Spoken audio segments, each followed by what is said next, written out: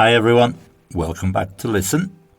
The following episode contains references to violence, murder, and psychological disturbance. Some listeners may find the content upsetting or disturbing. Listener discretion is advised at all times. This is the case of the Yorkshire Ripper. 6 years of fear, failure, and fatal mistakes. An aggressive, sadistic, and coldly calculating man, he stalked the streets of northern England for 6 long years.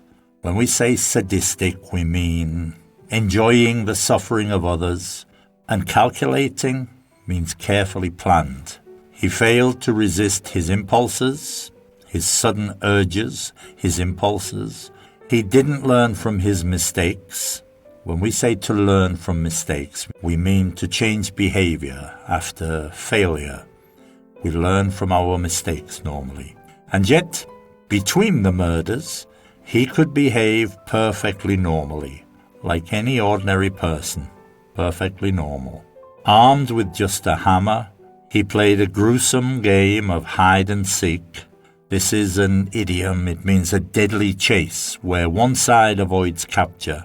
And he played this game of hide-and-seek with the police. And while officers chased the wrong clues, they trusted the wrong voices, and they dismissed the right ones. He kept killing. This is the story of Peter Sutcliffe. It's the 2nd of January, 1981. The city of Sheffield in South Yorkshire, in England, is winding down. That means slowly coming to an end after the holiday season. Children are put to bed. Workers are clocking out. They are finishing work. They are clocking out. Friends, couples, and even strangers are raising glasses to the bright hopes of a new year, optimism about the future, bright hopes. And unlike neighbouring regions, Sheffield doesn't carry the fear of the Yorkshire Ripper. People stumble out of pubs and clubs without a care in the world. This means completely carefree. They don't know what's about to happen. Sergeant Robert Rigg, a policeman, is on a routine patrol, a normal, everyday patrol, routine, when he notices a woman sitting in a parked car with a man. He suspects a sex worker-client encounter. A sex worker, someone who sells sexual services. The woman insists the man is her boyfriend, and this man introduces himself as Peter Williams, and he says he urgently needs the toilet, the bathroom. So Rigg, the policeman, allows him to step behind a nearby storage tank. But something doesn't sit right. Something doesn't feel correct. Something doesn't sit right. The car's license plates are false, not genuine, they are false. The name is false, and the man admits his real name is Peter Sutcliffe. He's detained overnight. Detained means officially held by police. Sutcliffe is detained overnight. Later that night, Sergeant Rigg returns to the arrest site. He expects to find nothing. Instead, he finds everything. Behind the storage tank, where Sutcliffe claimed to have urinated, Rigg discovers a knife and a hammer. The hammer is identical to the weapon described by multiple victims. Now we introduce a crucial phrase, hidden in plain sight. This means clearly visible, yet unnoticed. Because that's exactly what Sutcliffe had been doing for years. He'd been hiding in plain sight. Peter Sutcliffe was born on June the 2nd, 1946, in Bingley, West Yorkshire. That's a county in England.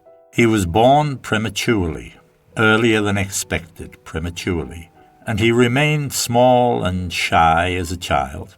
His father, John, was controlling and jealous and often aggressive. He was physically or emotionally violent, often aggressive. His mother, Kathleen, became Peter's emotional refuge, A refuge is a place of safety. At school, Peter was a loner. A loner is someone who avoids social interaction. He was not a leader, not a rebel, not memorable. In English, we say he flew under the radar, meaning he avoided attention. Peter Sutcliffe left school at 15 and he became a grave digger, someone who digs graves. And at this time, disturbing behavior started. He stole jewelry from graves. He chased people around with human remains, and he talked casually about dead bodies. At the time, these actions were dismissed as harmless pranks. Pranks are jokes. Rather than red flags, warning signs. Rather than red flags, they were dismissed as harmless pranks. In 1969, Sutcliffe was arrested in a red light district carrying a hammer. He was charged with something called going equipped for theft. This is a legal term, meaning carrying tools intended for a crime. But he was let off. This means released without serious punishment. He was let off. While working as a gravedigger, Sutcliffe later claimed he heard voices. He said they came from a gravestone. He believed they were the voice of God. These voices, he claimed, gave him a divine mission, a belief of being chosen by God to clean the streets of sex workers. Whether this was a genuine delusion, false belief, delusion, or a self-serving excuse.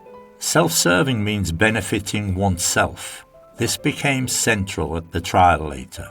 From the mid-1970s, attacks escalated.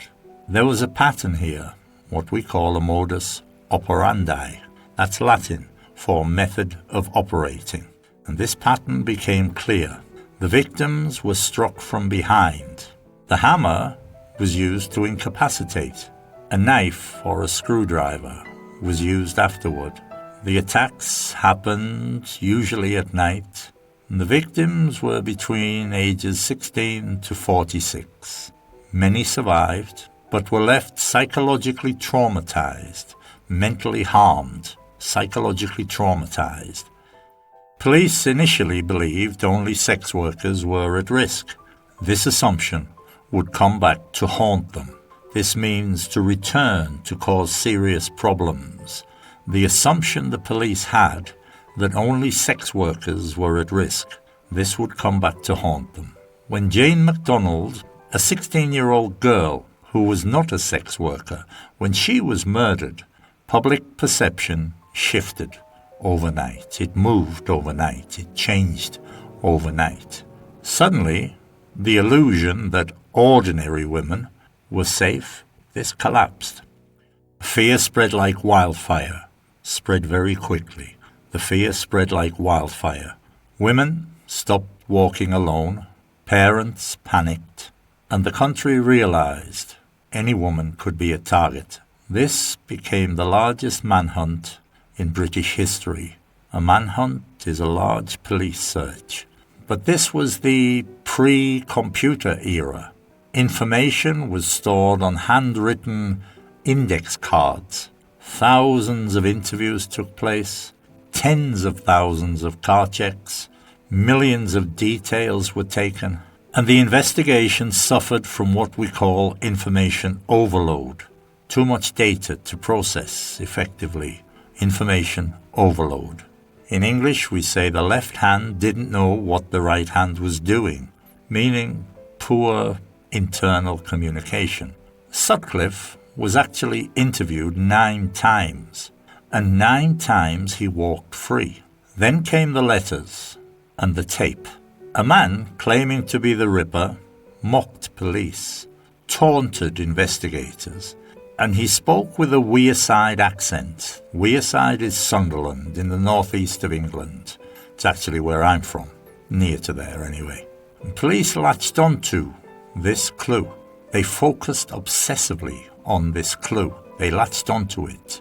This hoax, it sent them on a wild goose chase, a pointless search. Men without the accent, the Wearside accent, were ruled out. They were eliminated from the investigation, including Peter Sutcliffe. Meanwhile, he kept killing. So we go back to this Sheffield arrest. The evidence was overwhelming. When he was confronted directly, Sutcliffe finally cracked. He finally gave in and confessed. When asked about the Yorkshire Ripper, he replied, "Well, it's me." The mask fell away. The truth was revealed. The mask fell away. Remember, this is the 10th time the police had interviewed this guy. In May 1981, Sutcliffe was convicted of 13 murders, 7 attempted murders. He received life imprisonment, which was later upgraded to a whole life order. That means no possibility of release. At the trial, the judge called him beyond redemption. Redemption is moral recovery, beyond redemption. Public reaction wasn't relief. It was rage. It was anger. And years later, the official report, the Byford report, confirmed what many feared. Evidence was missed by the police. Reports were lost. Bias influenced decisions. The whole investigation was bungled. Bungled means badly mishandled. The investigation was bungled. This wasn't just one man's evil. This was systemic failure, built into the system. Systemic. In prison, Sutcliffe was attacked multiple times, and he was transferred to Broadmoor Hospital, which is a high-security psychiatric hospital, and later he was returned to prison. He actually died in 2020 from COVID, so he was never released. Some of the language in this episode that needs explanation. Sadistic. This means enjoying others' suffering. The attacks were sadistic in nature. Modus operandi. This is a method of committing crimes. It's Latin. Police identified a clear modus operandi. Bungled, badly handled. The inquiry described the case as bungled. Delusion. This is false belief. He claimed his actions were driven by delusions. Remember when he was working as a grave digger, he believed God was speaking to him and instructing him to clear the streets of sex workers. Well, that's what he claimed. Some of the phrasal verbs we used: to blend in, this is to appear normal. Sutcliffe blended into society. He appeared normal between murders. To be let off is to be released without punishment.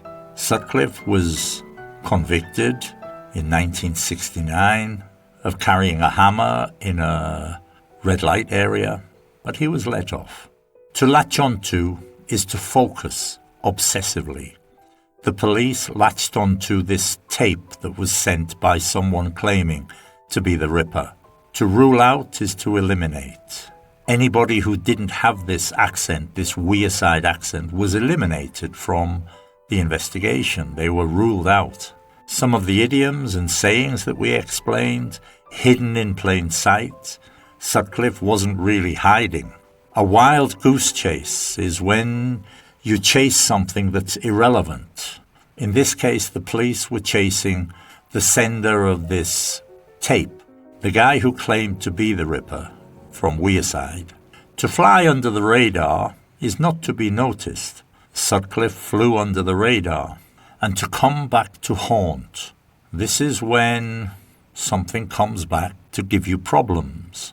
And when we say the net closes in, this is when people start to focus and put two and two together and conclude the truth. So this has been Listen. If you stayed until the end, if you saw it through, if you continued to the finish, you saw it through. You didn't just hear a true crime story, you learned how to talk about it. And that's everything for today. Don't forget to share and subscribe. Until next time, bye-bye for now.